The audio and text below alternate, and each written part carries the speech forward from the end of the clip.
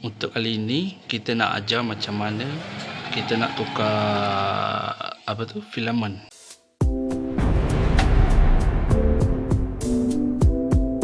Filament yang ada kat dalam ni. So sekarang ni ada 3 filament kat dalam ni. Okey. Satu lagi memang aku nak letak, satu warna biru ni aku nak tukar, nak buka, nak buang, nak tukar baru. So macam mana cara dia? First kali kau pergi kat sini, kau nampak yang ni, yang nombor 3 ni, dia tengah rolling lagi. So kau tekan je yang mana-mana dulu. Kalau kau nak tukar ketiga-tiganya, kau tekan je. Kau tekan salah satu. Di sini dia akan keluar perkataan unlock. Sebabkan printer ni baru start, so unlock tu tak ada lah.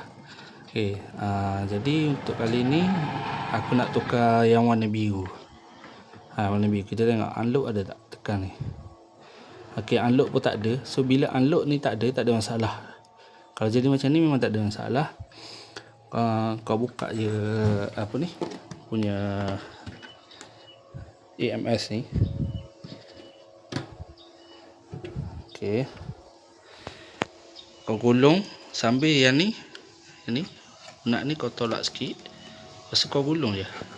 Gulung je. Gulung sampai dia keluar. Dah. Settle. Macam tu je. Okey. So dah siap gulung. Kita nak simpan pula. Macam mana nak simpan? Aku ada beli plastik ni khas untuk ni lah, untuk simpan filament. Plastik ni dia datang sekali dengan dia punya pump untuk keluarkan angin. Pump ni ada yang jenis pakai bateri. Yang aku punya ni bukan pakai bateri, pakai elektrik. So dia akan bagi satu wire kabel ni. Kabel ni just sambung je lah. Sambung je kat bahagian atas ni. Kemudian kau nak sedut tu kau tekan. Dia akan sedut. Kau tekan bahagian atas ni, dia akan sedut. Okey, tengok dia sedut macam mana.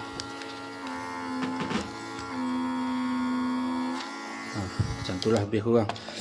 So kita letakkan dulu filament ni. Kena buka, dia pakai ziplock ni kat atas ni. Buka ziplock, masukkan filament kat dalam ni. So kalau boleh, masih kau beli filament ni kan dia ada bagi sekali dengan silica gel ni kan. Kau letak je sekali kat dalam ni. Kita letak je sekali kat dalam ni, sekali dengan filament ni. Kemudian kita pump lah. Okey, jom. Okey, filament aku dah letak. Dia punya silica gel pun dah ada. So macam mana kita nak pump, dekat bahagian sini ada tempat ni pump. Dia memang ada nampak macam stiker. Masa beli tu kita tak perlu cabut, just on kita punya pump ni, letak je kat sini. Jauh sangat. Okey, letak je. Letak biar betul-betul kena kat lubang. So dia akan sedut. Nampak? Sedut, dia akan keluarkan semua udara yang ada kat dalam ni. Ambil masa sikit lah. Jadi kau boleh tengok pelan-pelan dia sedut. Tu cara. Kalau kau tak ada silica gel yang ni, yang dah di pack ni, video-video sebelum ni ada satu video tu aku tunjuk yang aku buat silica box tu. Kau boleh gunakan juga silica tu, tabur je kat dalam ni. Kalau paling orang kata kalau tak ada modal sangat sekalipun, kau beli satu box Tupperware yang besar tu, yang bekas besar biasa orang buat isi baju tu, kau tabur je silica gel kat dalam tu. Lepas tu kau letak filament kat dalam tu. Macam tu je, settle masalah. Okey, nampak dah kecut dah. Dah kecut habis dah. Buat lagi sampai rasa memang dah tak boleh nak pergi lah. Nampak? Okey. Ni. Dah cantik lah. Macam ni waktu mula-mula dia kita beli dulu, dia sampai dalam box macam ni. Plastik ni kau boleh guna berulang kali. Kau buka, kau nak tukar ke nak pakai, kau buka yang ni, buka bahagian atas. So dia boleh ganti dengan filament lain. Tak perlu koyak ke apa ke, tak perlu. Sebab rugi lah.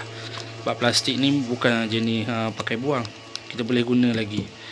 Sampailah aku cakap, kalau kau tengok plastik ni dah barai sangat, waktu masa tu dah boleh tukar. Yang ni nampak baru lagi, boleh pakai 2-3 kali, tak ada masalah.